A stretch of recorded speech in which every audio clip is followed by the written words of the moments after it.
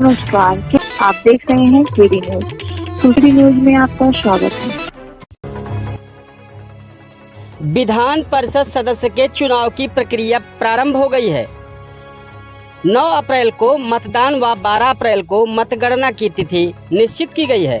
सुल्तानपुर जनपद में विधान परिषद सदस्य पद के लिए नेताओं ने नामांकन पत्र भी खरीद लिए हैं, लेकिन सपा से नाता तोड़ भाजपा में शामिल 4 बार के विधान परिषद सदस्य शैलेंद्र प्रताप सिंह व भाजपा से 2 बार के विधायक व मंत्री रहे ओम प्रकाश पांडे के नामांकन पत्र खरीदे जाने से जनपद के सियासी गलियारों में हलचल सी मच गई है। हलचल भी होना लाजमी है।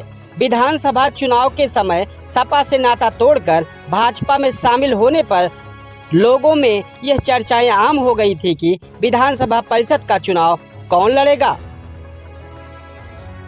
भाजपा व संघ में अपनी पकड़ बनाए विनोद सिंह व शैलेंद्र प्रताप सिंह पर लोगों की निगाहें थी, लेकिन भाजपा के हाईकमान नेताओं ने विनोद सिंह को सुल्तानपुर विधानसभा से उम्मीदवार के रूप में उतारा तो यह विधानसभा पहुंच गए, लेकिन उसके बाद भी शैलेंद्र प्रताप सिंह का रास्ता साफ होता नहीं नजर आ रहा है।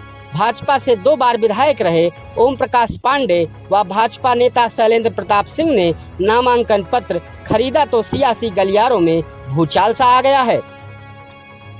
बहरहाल कहा जाता है कि दोनों नेताओं की पकड़ पार्टी में मजबूत बनी है। जहां एक तरफ ओम प्रकाश पांडे की पकड़ संघ में मजबूत मानी जाती है, तो वहीं प्रतापगढ़ कुंडा के विधायक राजा रघुराज प्रताप सिंह से शैलेंद्र प्रताप सिंह के अच्छे ताल्लुकात माने जाते हैं। कहा यह भी जाता है कि राजा भैया के ही कहने पर शैलेंद्र प्रताप सिंह ने सपा से त्याग पत्र देकर भाजपा ज्वाइन की थी। अगर यह सही है तो ऐसे में देखना दिलचस्प होगा कि भाजपा से राजा भैया शैलेंद्र प्रताप सिंह को टिकट फाइनल करवाने में कितना कामयाब हो पाते हैं। बहरहाल राजा भैया के बारे में कहा जाता है कि यूपी में सत्ता किसी की भी हो, लेकिन पकड़ राजा भैया की मजबूत मानी जाती है। भले ही राजा भैया अपनी पार्टी के सिंबल से चुनाव लड़े हों, लेकिन उनका पूरा समर्थन भाजपा को ही होगा। ऐसे में शैलेंद्र प्रताप सिंह का क्या होगा? अगर जिस उम्मीद से शैलेंद्र प्रताप सिंह भाजपा में शामिल हुए थे वो उम्मीद की किरण न दिखी तो क्या होगा? ऐसे में उस समय देखना दिलचस्प होगा कि जिनके चेहरे पर शालीनता के भाव नजर आते हों, जुबानों पर मधुर बाणी निकलती हो, ऐसे में यह कहा जाता है कि अगर ऐसे दिन आए तो शैलेंद्र प्रताप सिंह का निर्णय भी विधान परिषद सदस्य के चुनाव के लिए निर्णायक होगा। वहीं संघ में अपनी पकड़ मजबूत रखने वाले 2 बार के विधायक व पूर्व मंत्री ओम प्रकाश पांडे की बात करें तो ओम प्रकाश पांडे ने वर्ष 1991 में सुल्तानपुर की इसौली सीट से पहली बार चुनाव में जीत हासिल की थी। इसके बाद 1993 व 1996 में वो चुनाव लड़े तो उन्हें हार का सामना करना पड़ा, लेकिन दोनों ही चुनाव में ओम प्रकाश पांडे ही रनर रहे। 2002 का जब चुनाव आया तो इसौली सीट के बजाय सुल्तानपुर सीट से चुनाव लड़े और जीत गए। पार्टी ने उन्हें मंत्री पद देकर नवाजा था।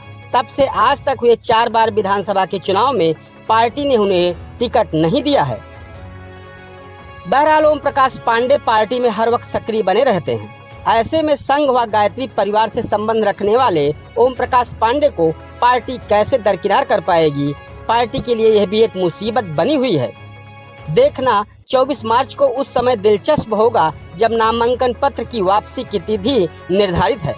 बहरहाल पूर्व मंत्री ओम प्रकाश पांडे व 4 बार के विधान परिषद सदस्य रहे शैलेंद्र प्रताप सिंह, दोनों नेताओं की दावेदारी मजबूत मानी जा रही है। देखना तो यह भी है कि भाजपा पार्टी के खाने में कौन और कैसे फिट हो पाएगा, यह तो आने वाला वक्त ही बताएगा। वही एक शायर ने कहा है कि कहते हैं सत्ता की गलियारों से निकलते हैं सवाल, वही नेता देंगे सवालों के ही जवाब।